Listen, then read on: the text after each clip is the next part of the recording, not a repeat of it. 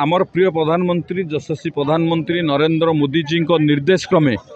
सारा भारत वर्ष रे तिरंगा यात्रा करा जाउची एवं प्रति घरे हर घर तिरंगा माध्यम रे प्रति घरे मध्य तिरंगा पताका उड़ीबा। आम भितर जातीयता मनोभाव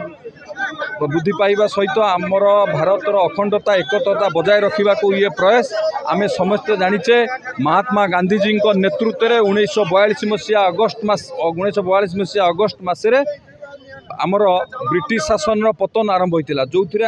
5 वर्ष लगी सत किंतु से संकल्प सिद्धि होता एवं भारतीय माने स्वाधीनतार स्वाद चाखी। तो ये अवसर में आमर प्रिय मुख्यमंत्री माननीय मोहन माझी महोदय जो विकसित ओडिशा गठन करने को जो संकल्प नहीं 2036 सुधा आज 2024 आमे माने समस्ते संकल्प नवा दरकार किभली भाव में गोटे विकसित ओडिशा गठन हम जो सबु क्षेत्र सबु वर्गर लोकंकर विकास हम एवं आमे निर्वाचन बेले जो प्रतिश्रुति देइतलु से प्रतिश्रुति पूरा करने को आमे प्रतिश्रुतिबद्ध। आमर सरकार सबका साथ सबका विकास सबका विश्वास और सबका प्रयास सरकार। आम सरकार सबु वर्गर लोक मानकर विकास पई प्रतिश्रुतिबद्ध एवं आम सरकार महिला युवक कृषक एवं गरीब लोकंकर किपरि विकास हम तापाई मध्य सबु प्रकार रणनीति प्रस्तुत करिछि एवं निर्वाचन में जहाँ जहाँ आम प्रतिश्रुति देइथलु आमर जो संकल्प अच्छी 2036 सुधा एक ओडिशा को एक विकसित राज्य में परिणत करिवु। सांसद जगतसिंहपुर संसदीय क्षेत्र आमर स्वाधीनता दिवस अगस्ट 15 आउ 2 दिन पर अनुष्ठित होब।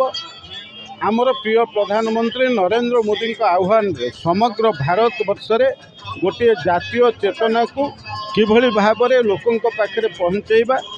अपर पक्षरे भारतीयता आधार रे दल मत निर्विशेष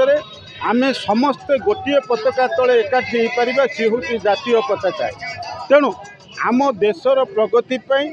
आम देश भितरे परस्पर भितरे भाईचारा तैयारी करिया पई एवं देश को देशर अर्थनीतिर अभिवृद्धि पाई ता सहित सामाजिक स्तर रे आम परस्पर भितरे भाईचारा को रखिया पाई ये जो भावना नरेंद्र मोदी अच्छी आमर प्रधानमंत्री से अनुसार भारतीय जनता पार्टी सबू देशर सबू राज्य रे प्रति घरे घरे तिरंगा पताका लगे हर घर तिरंगा कार्यक्रम हाथ को नहीं बीजेपी एवं से अवसर रे आज पारादीप निर्वाचन मंडली रे ये हर घर तिरंगा कार्यक्रम रे समस्ते सामिल होती आम भारतीय जनता पार्टीर कार्यकर्ता शुभेच्छु समर्थक प्रशंसक एवं साधारण जनता से माने गोटे कथा जे आमे प्रधानमंत्री नरेंद्र मोदी जो कार्य करुचंती आम देशर हित पई करुचंती सामाजिक व्यवस्था अर्थनैतिक व्यवस्था राजनैतिक व्यवस्था ये सबु क्षेत्र में किभली भाव में आमे आगु को जीवा एवं परस्पर प्रति आमे सहिष्णु मनोभाव पोषण करी देशर अर्थनैतिक प्रगति के आगु को नबा एवं जातीय चेतना को उद्बोध करिबा ये जो भावना से अनुसार ये कार्यक्रम हर घर तिरंगार कार्यक्रम। तेणु आज पारादीप निर्वाचन मंडली रे ये कार्यक्रम अनुष्ठित।